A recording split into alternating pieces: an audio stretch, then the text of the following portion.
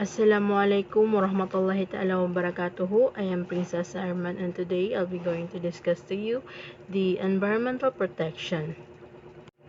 So, the environment protection is the practice of protecting the natural environment by the individuals, groups, and government, and also its objectives are to conserve the natural resources and the existing natural environment, and where it possible to repair damage and reverse trend.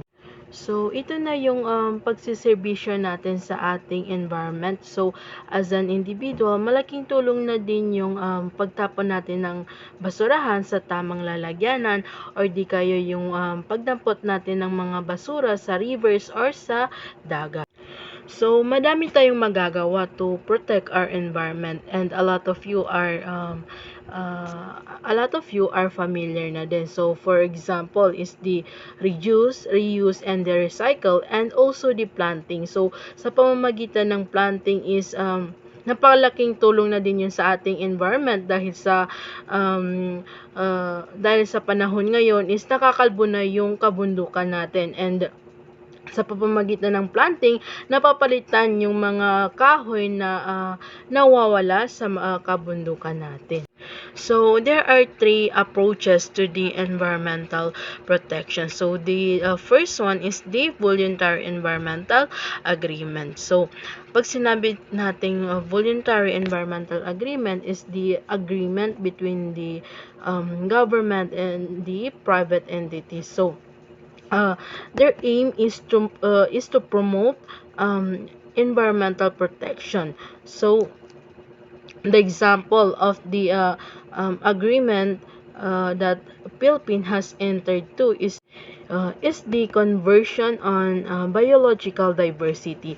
So, this agreement aims to conserve the biological diversity. So, when we say biological diversity, also known the biodiversity, it is the variation of among living organisms. So, ito na yung mga living organisms sa buong mundo. So, ang goal ni Convention on Biological Diversity is protektahan yung mga living organisms. So, the second one that approaches to environmental protection is the ecosystem approach. So, it is a framework na magagamit natin to implement objectives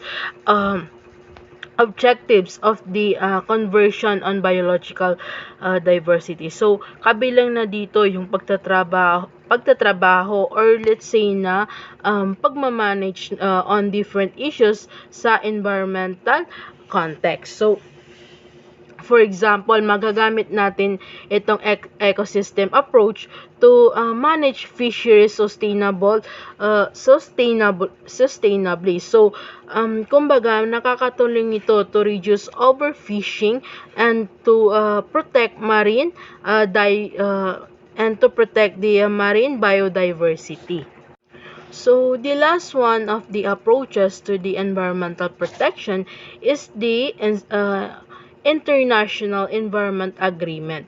So, the example of this is the Montreal Protocol, an international treaty that aims to protect the ozone layer by phasing out the production and consumption of the ozone depleting substances. So, ang goal naman ni International Environment Agreement is to protect the ozone layer. So, that's all, and thank you.